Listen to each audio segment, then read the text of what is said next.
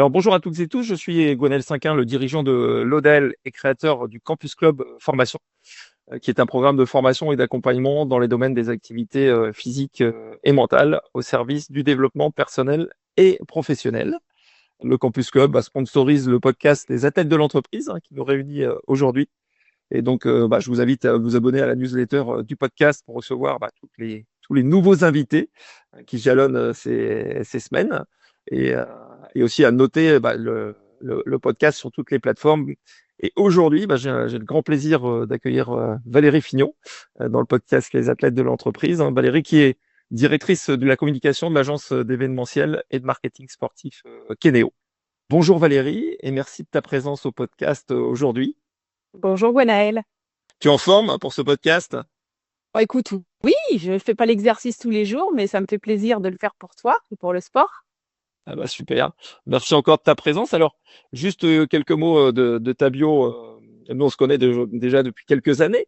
Et, euh, et donc, j'ai déjà la connaissance d'une partie de ton parcours. En tout cas, je vais la partager aujourd'hui avec l'ensemble des auditeurs du podcast. Donc, comme je l'ai dit aujourd'hui, tu es directrice, tu nous en diras un mot d'ailleurs tout à l'heure, de l'agence directrice de communication de l'agence d'événementiel et de marketing sportif Keneo.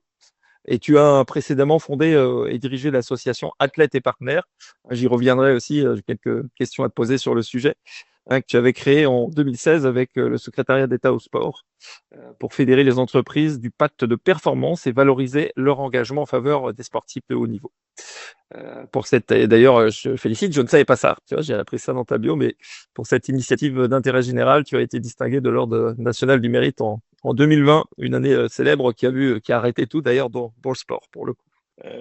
Donc tu as été, avant cela, tu as été directrice de la communication de l'école supérieure de journalisme de Paris, et tu as intégré également l'équipe communication interne et externe du groupe Point P, et organisé de nombreuses courses cyclistes professionnelles au sein de la société LFO, Laurent Fignon Organisation, dont la mythique course au soleil Paris-Nice. On parlera aussi sans doute. Alors tu es reconnu et apprécié dans les milieux du sport et de la santé, et tu es marraine de plusieurs événements sportifs et d'associations engagées dans la lutte contre les maladies orphelines et le cancer. Alors ton livre célèbre Laurent, qui a été publié chez Grasset, alors qu'on trouve sans doute dans toutes les bonnes librairies, j'imagine, Valérie. Ah oui, on le trouve encore. J'en signe encore des milliers par jour. Non, mais on le trouve encore sur commande.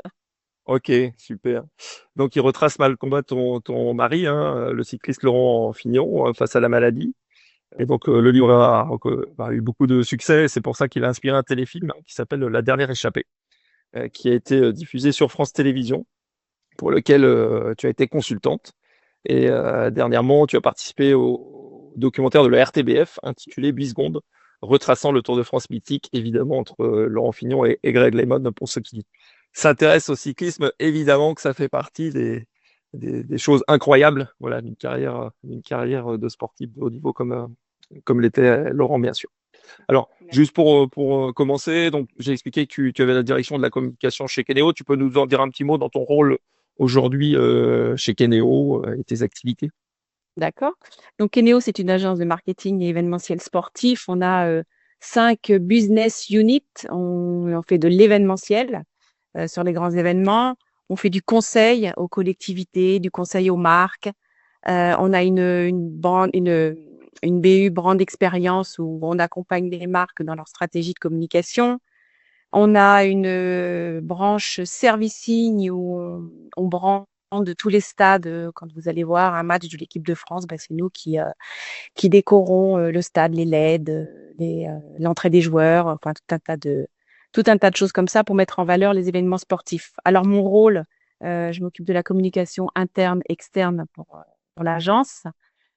Donc voilà, on a participé aux Jeux Olympiques, pour la mairie de Paris, on a organisé toutes les fan zones que vous avez pu voir dans Paris, toutes les petites fan zones des arrondissements, des grosses fan zones à Valbon, à Créteil, à la Maison du Hand, plus métropole de Lille.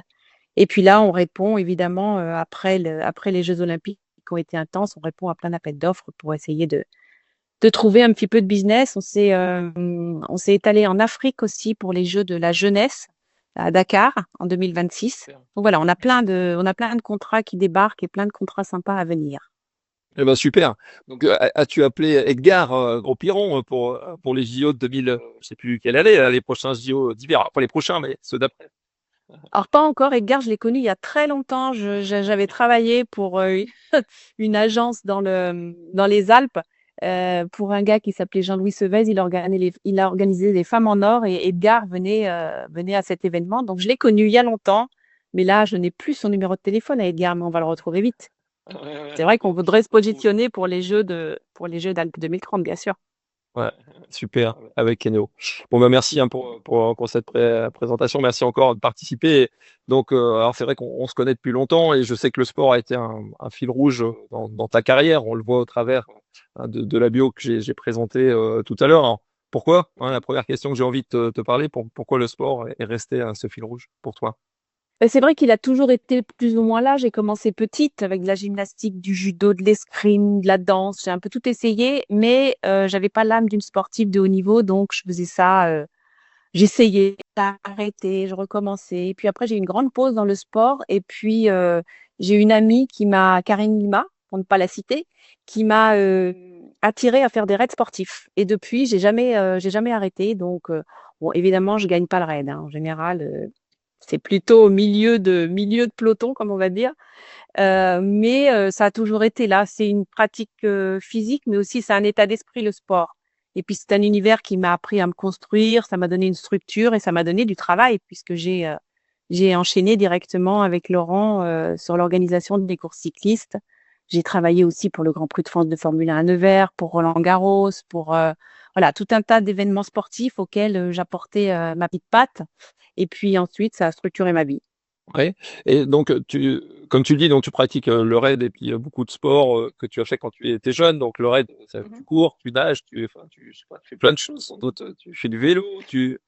Pendant les raids, c'est souvent, là, je vais participer ce week-end à un raid en Camargue, ça s'appelle des Fidèles. Et donc, Ok. c'est un raid où on va faire 15 km de trail, 25 de VTT et 15 de canoë. Donc, en Camargue, près des Saintes-Maries-de-la-Mer. C'est toujours quelque chose qui se passe avec des copines. Alors, j'aimerais bien faire des raids mixtes, mais bon, je vais peut-être un petit peu ralentir les garçons. Donc, pour l'instant, je me cantonne à faire des raids avec mes copines du même niveau que moi. Donc, c'est plus voilà, un petit moment pour se dépasser. C'est un moment aussi où tout s'aligne, le corps, la tête, le souffle. On y puise de l'énergie. Et puis, il y a pas mal on pense beaucoup pendant le sport. C'est vrai que pendant un footing ou un raid, ben, je réfléchis. Il y a des décisions qui se prennent pendant ces moments-là. Donc, c'est vraiment quelque chose de sympa. Ça fait du bien à la tête et au corps. Si je comprends bien, le sport t'apporte de l'oxygène pour prendre des bonnes décisions. Oui, c'est ça. Il peut dire ça. Il peut dire ça. Il faut bouger. Il faut bouger. Et ça apporte plein de choses.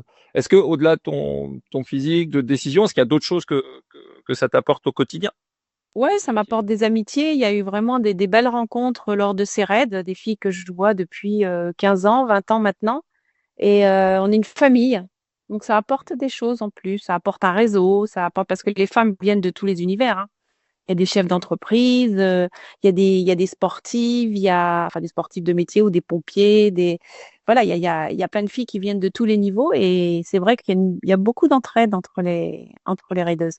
Et toi qui as travaillé à la fois dans le sport, on va en parler après, et tu travailles encore dans l'événementiel sportif aujourd'hui, mais c'est quoi les grosses différences que tu as pu détecter, toi, entre dans les valeurs de l'entreprise et peut-être les valeurs qui sont plus communes?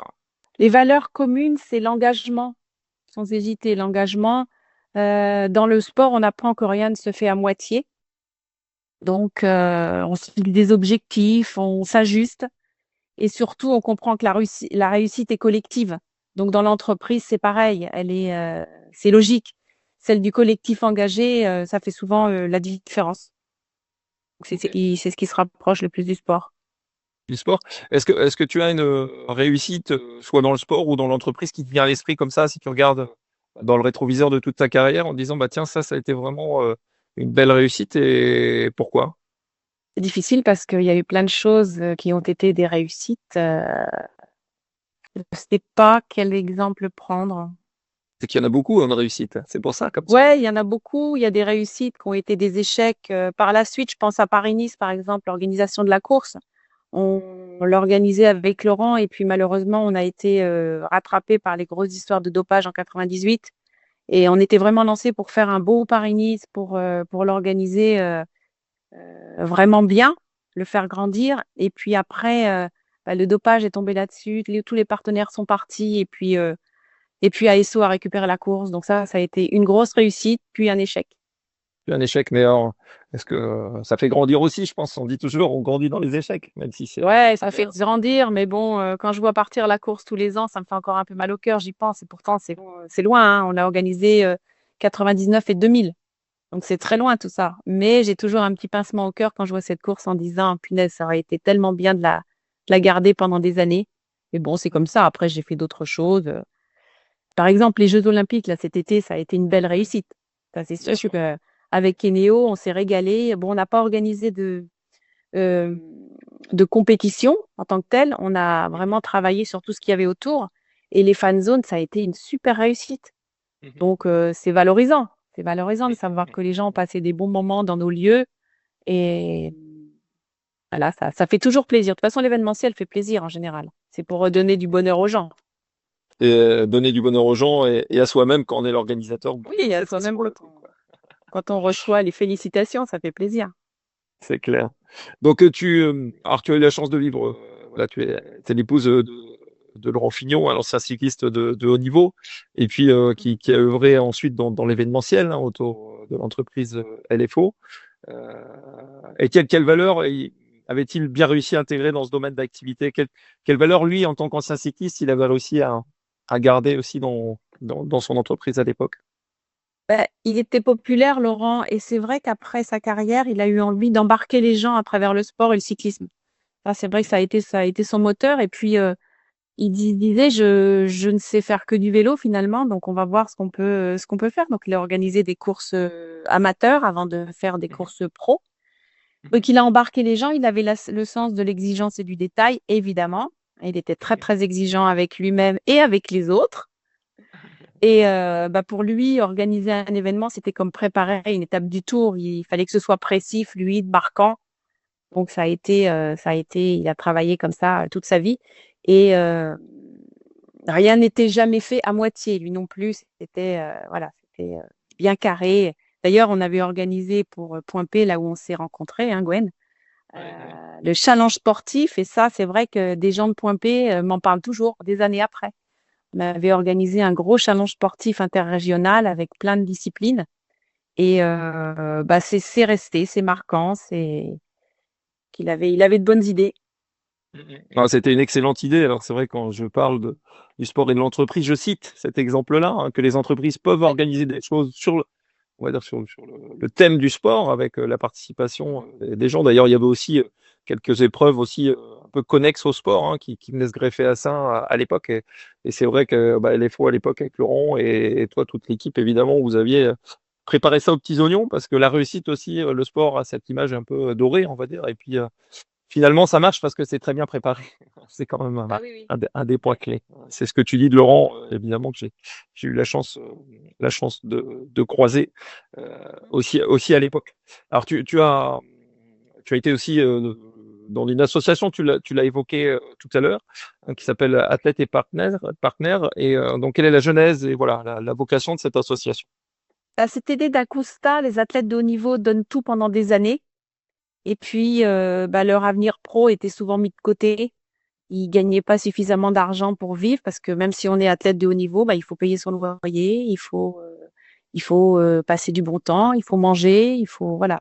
Donc il y a des athlètes qui ne gagnaient vraiment rien. Donc le secrétaire d'État au sport de l'époque, Thierry Braillard, s'est dit on va créer une association où on va convier des entreprises pour aider les sportifs avec des contrats d'image ou des contrats d'insertion professionnelle à l'époque. Et après, on a créé une fondation où il pouvait y avoir des contrats de mécénat. C'était plus facile pour les entreprises. Donc voilà, il y avait ces trois possibilités de créer des ponts pour les athlètes entre l'entreprise et l'athlète pour qu'ils puissent vivre et pour ensuite préparer la reconversion. parce que il y a pas mal d'entreprises qui ont embauché les sportifs dès qu'ils ont arrêté leur carrière. Donc c'était vraiment et les aider par la suite. Donc qu'est-ce que Ouais, on avait construit un ouais. ouais, pardon, j'avais une autre question sur le sujet, hein, alors c'était à la fois, il y avait aussi des athlètes qui étaient, je crois, en e-sport, il y avait tout type d'athlètes et c'était inclusif. On va dire que cette association, elle était plutôt inclusive. Tu peux nous en dire un Oui. mot aussi? Ouais, c'était inclusif parce que c'est vrai que quand on proposait des sportifs à des entreprises, alors les entreprises se tournaient naturellement vers l'athlé, vers l'escrime. Il y a plein d'autres sports qui sont top. La natation aussi, voilà, c'était le judo, voilà, c'était les quatre sports. Tout le monde voulait ces athlètes-là. Mais on leur disait, non, non, il y a des chances de médailles puisqu'on sélectionnait des athlètes qui étaient potentiellement médaillables, déjà sélectionnables D'accord. pour les Jeux de Rio. Ça a été créé en 2015 et ensuite médaillables. Donc, Ok. on leur a imposé un peu de prendre des sportifs qui venaient d'un autre sport pour que tout le monde soit servi. Toutes les fédérations nous proposaient des athlètes et on essayait de tous les mettre dans les entreprises. Donc, oui, c'était très inclusif parce on proposait aussi des athlètes paralympiques, bien sûr, qui bien souvent étaient plus vieux, plus matures et étaient mieux intégrés dans les entreprises, enfin, qui rendaient mieux à l'entreprise. Ouais. Quand tu dis ça, ça veut dire qu'il y avait une question, c'est ce que tu indiques là, d'âge et de maturité, c'est-à-dire des athlètes paralympiques, on va Oui, bah, les athlètes un peu plus en paralympiques, âge. Ouais. ouais, ouais, les athlètes paralympiques, ils sont plus âgés bien souvent Ouais. parce qu'ils commencent le sport tard pour certains après un accident de la vie. Euh, D'accord. donc c'est pour ça qu'on avait des athlètes qui avaient 30, 40 ans, qui étaient déjà matures, qui avaient déjà travaillé. Donc c'était plus simple que des petits jeunes qui avaient 18, 20 ans et qui n'avaient encore jamais bossé. Donc ils Oui. comprenaient pas trop. Parfois ils prenaient un petit peu le chèque et puis ils oubliaient un petit peu l'entreprise. Donc nous on était là pour les accompagner et et les driver pour qu'ils puissent aller voir le sponsor, répondre au sponsor. Voilà, il fallait les diriger quand même. Ok, il fallait les coacher.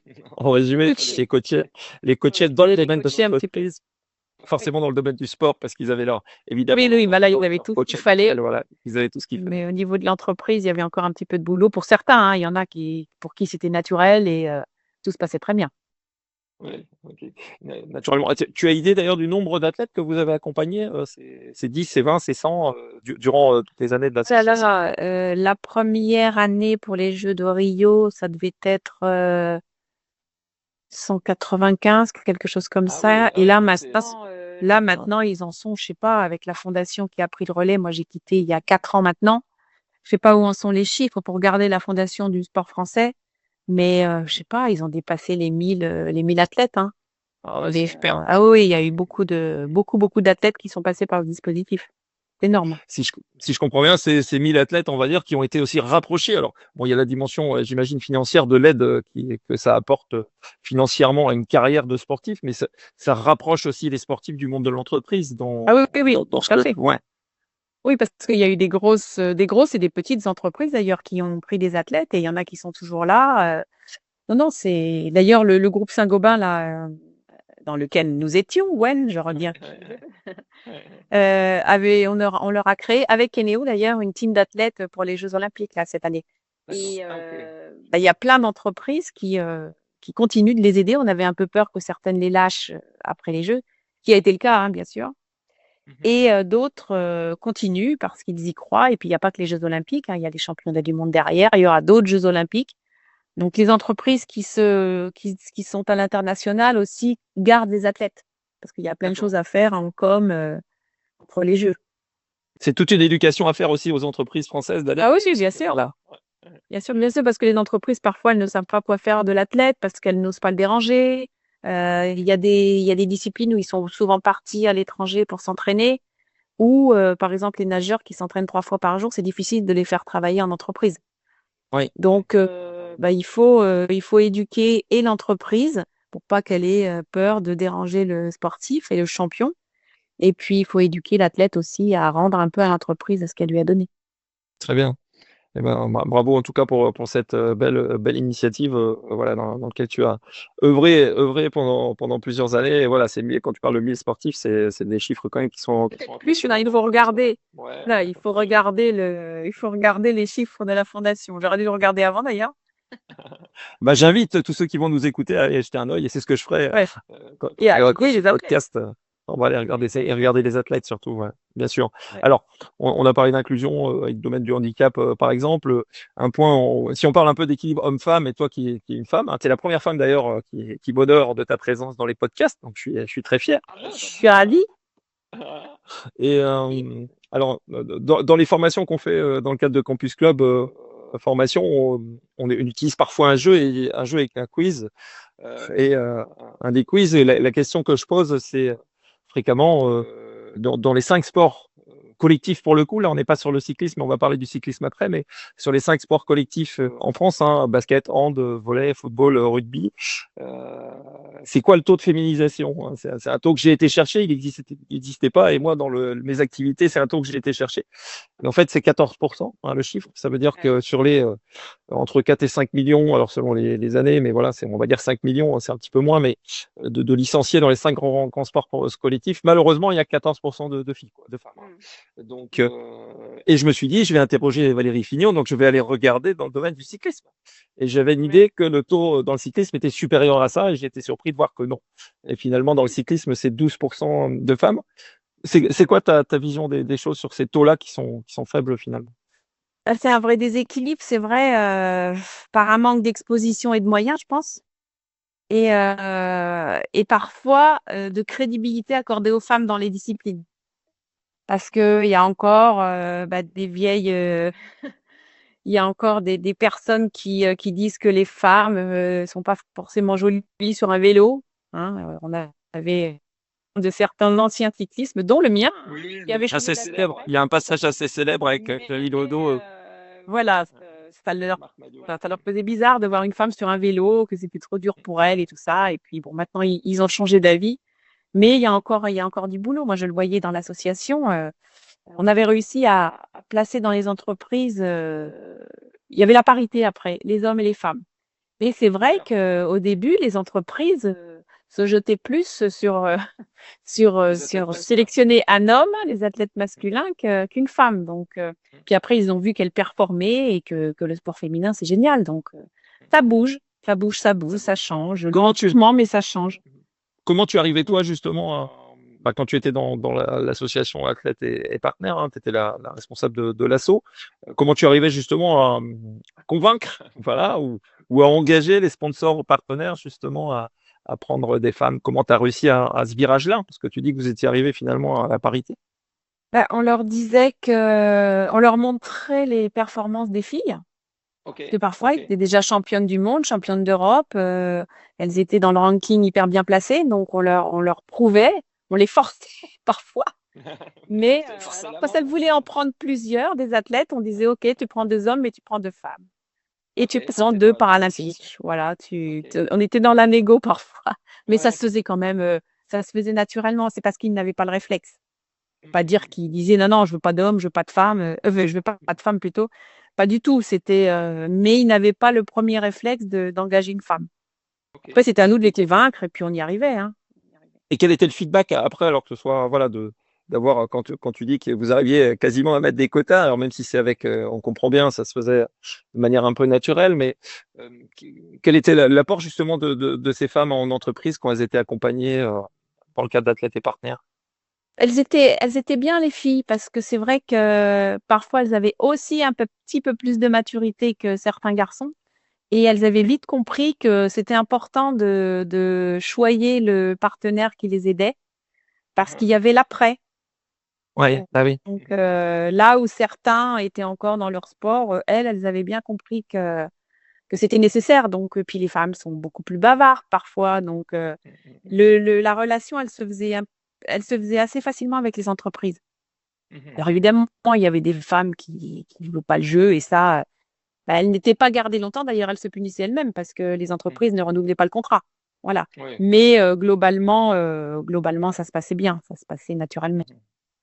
Et alors, j'ai parlé des sports, on a parlé du cyclisme, je parle des sports en équipe. Alors moi, je suis plutôt sur le basket, vu mon histoire, mais Oui. comment faire profiter plus largement aux femmes des vertus alors, du sport en général et aussi des sports en équipe? C'est comment ces taux assez faibles de 12-14%, au-delà de la méthode des quotas, enfin, quelque part, comment on peut faire grimper ces taux qui sont profitables aux femmes pour le coup? Euh, faudrait que ce soit moins élitiste, plus ouvert. Il faudrait des clubs aussi qui donnent envie parfois, des ambiances qu'on se sent à sa place. Mhm, Que mhm. certaines femmes ont peur oui, de pas être à leur place. Faudrait que la performance soit pas la seule grille de lecture. Voilà, il faut vraiment les accueillir. Et il faudrait surtout que les femmes soient plus visibles et engagées. Et quand tu dis ça, les femmes connues ou les femmes en général, quand tu dis que des femmes soient plus engagées de manière générale? Bah, les femmes Ok. connues, elles peuvent porter une bonne parole et donner envie aux autres. Donc, elles Mhm, prennent un mhm. petit peu plus la parole. Est-ce qu'il y a d'ailleurs vous qui décorez les stades? Est-ce qu'il y a quand vous décorez un stade, hein, ce qui est votre métier chez Keneo, mais euh, est-ce que vous tenez compte de particularités ou c'est voilà, est-ce qu'il y a des choses qui font que vous allez chercher les deux sexes quelque part, même si on est à décorer un stade de football pour un match masculin? Ah bah, si c'est un match masculin, non, c'est vrai qu'il y a pas de femmes. Ça, c'est sûr. Ouais. Ok. Ça, c'est sûr. Mm. Non, on Ok. reste dans ouais, on expose les joueurs sur des totems, par exemple, sur des bâches, donc là, effectivement, si c'est l'équipe de France qui joue, ben, non, non, on va mettre en avant l'équipe de France. Mais c'est vrai Ok. qu'on organise aussi des événements pour les entreprises, euh, corporate. Ouais. On a des événements, la Saint-Gobain Football Cup, Vinci Cup, EcoDDS, ce sont des enfants qui jouent au foot, des compétitions pour enfants, enfin pour enfants et jeunes et même étudiants. Et là, il y a la parité. Et Ok. maintenant, on fait même jouer les garçons avec les filles. Ok. Quel match de foot. Ok. Donc, C'est c'est chouette. ça, j'en essaie de faire bouger les choses, nous aussi. Je pense qu'il faut aussi que ça bouge probablement par les associations sportives qui sont partout en France, qui mélangent d'ailleurs jusqu'à une certaine catégorie. Les sexes, moi j'ai ma fille qui a joué au basket petite, elle jouait avec les garçons. Voilà, faute de licencier, on va dire les équipes étaient mixées. Je pense que c'est très profitable, mix. La diversité, quelle qu'elle soit, elle est intéressante. Alors, je reviens à ta carrière donc en tant que femme. Euh, c'est quoi les qualités qui t'ont été précieuses, voilà, au service de ta belle carrière? Belle carrière. Carrière. L'écoute, surtout, la capacité à s'adapter. Quand il faut pousser, quand il faut reculer, voilà, il faut savoir doser. Et puis, une forme de diplomatie aussi, savoir dire les choses avec un peu plus de rondeur parfois. Dans un monde d'hommes, j'ai travaillé dans le monde du bâtiment, donc c'était pas toujours très simple de s'imposer. Et bon, après, on y arrive avec de la douceur, avec puis de la compétence. Des compétences, tout simplement. Être posé, si je Bah, comprends bien. être Et opposé. à l'écoute. Et à l'écoute. Après, faut pas chercher à ressembler au modèle masculin. On est différent. Il faut construire sa carrière.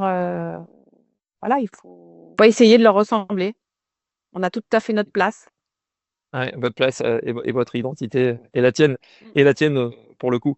Et si tu avais justement un conseil, toi, à donner aux femmes qui vont écouter ce podcast et qui cherchent à s'épanouir dans des métiers autour du sport et en général peut-être, mais c'est quel conseil que tu aurais à donner aux femmes? Ne pas attendre qu'on leur donne leur place. Faut la prendre. Ouais. Il faut la prendre. Faut pas avoir peur des différences. Voilà, faut être ambitieuse. Voilà, le conseil que je donnerais aux femmes, de jamais croire qu'on est trop. Si tu es là, c'est que tu es à ta place normalement. Même s'il y a parfois des jalousies. Moi, j'ai bénéficié malheureusement de jalousie parce que voilà, peut-être un peu trop exposée à un moment médiatiquement. Donc il y a des coups bas aussi de femmes avec les femmes.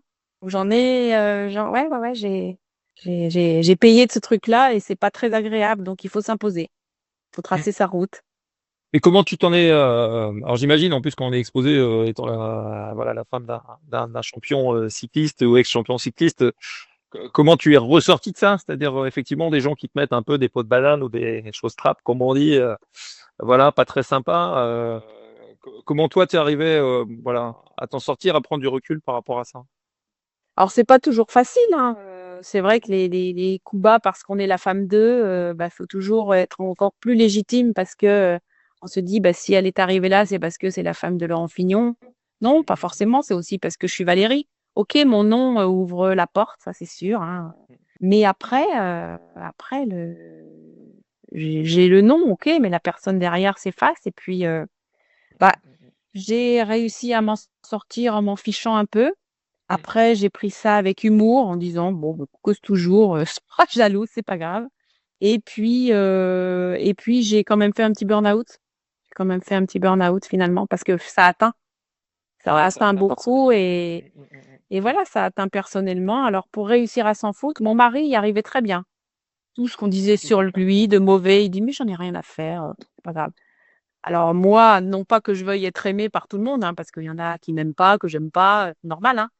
Mais mais parfois ça atteint quand même, ça atteint. Donc bon après je me suis guérie, hein, il y a pas de problème. Mais ça fait mal par où ça passe, comme on dit.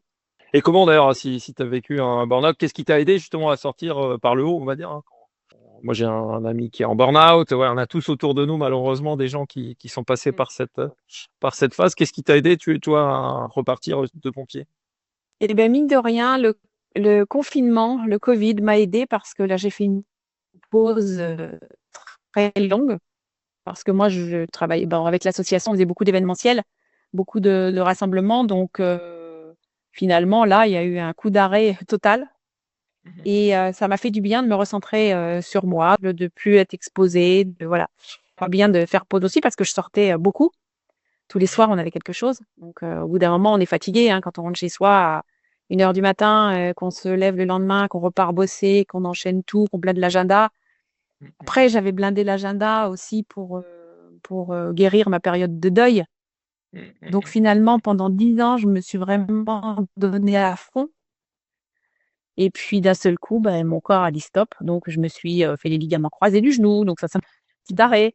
Ensuite, le covid, qu'on disait, bah, ça je me suis reposée et après ça a été difficile de repartir. J'ai enchaîné chez Keléo et ça a été très, très difficile, de retrouver ma place, de retrouver de la légitimité et de repartir. Mais je m'en suis sortie, c'est vrai, sans médicaments, sans suivi psy. Je sais pas comment je m'en suis sortie. Avec les amis aussi, les Ouais. amis, la famille. Voilà, j'ai réussi à le faire toute seule. Alors c'était peut-être pas un gros burn-out, hein, c'était peut-être un ras-le-bol. On met un peu tout derrière le burn-out, mais c'était peut-être pas ça et ça va mieux maintenant, ça va mieux. Et tu fais des raids et c'est pas mal aussi Voilà, je fais des raids, je prends du temps pour pour le corps. moi, Pour le corps et la tête, tu l'as dit au départ. ouais, Alors, sympa. on revient au thème juste pour conclure un peu le jeu des questions-réponses avant de passer au portrait tout à l'heure, au portrait pile ou face. Euh, Athlète de l'entreprise, quand tu as vu le nom du podcast, voilà, ça t'inspire quoi, athlète de l'entreprise? Athlète des entreprises, bah, c'est, les athlètes, c'est vrai qu'ils s'engagent pleinement, il sait doser son effort. Une personne qui connaît le prix de la performance, donc ils sont très, très bien pour les entreprises, ces athlètes. Ils sont très bien. Il Ouais. faudrait que toutes les entreprises aient un ancien athlète dans ses équipes parce que ça apporte énormément de choses. Il y a vraiment le plus. Il faut que les entreprises françaises comprennent que les sportifs sont des gens sérieux, réguliers, ils savent porter des Ouais, tissus, ils savent, voilà. ils savent se remettre en question, ils savent travailler avec une intensité, une vision, une discipline, beaucoup de discipline, parce qu'ils l'ont apprise avec leur sport. Donc, bah, ils sont comme ça. Ils sont comme ça. Et puis, ils abandonnent pas facilement. Ils amènent un état d'esprit, une énergie. Ça rejaillit forcément sur toute l'équipe de l'entreprise. Donc il y a tout intérêt, hein, c'était un peu l'objet de ma dernière question, mais auquel tu as répondu, hein, c'est évidemment les entreprises ont intérêt à nouer des partenariats avec les athlètes ou les équipes, voilà, et en faire quelque chose de Ouais, dynamisant pour ouais. leur entreprise, quoi.